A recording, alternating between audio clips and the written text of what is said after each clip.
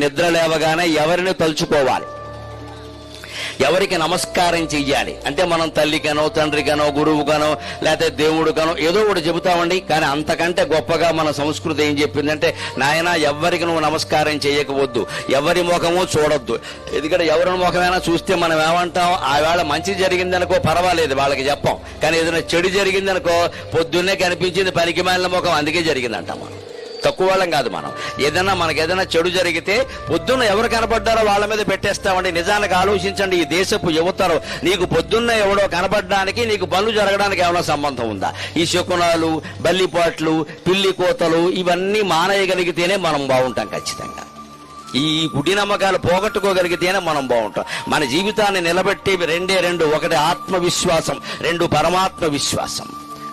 ఒకటి ఆత్మవిశ్వాసం, రెండు పరమాత్మ విశ్వాసం. మన మీద మనకి నమ్మకం ఉండాలి. మనని పుట్టించిన భగవంతుని మీద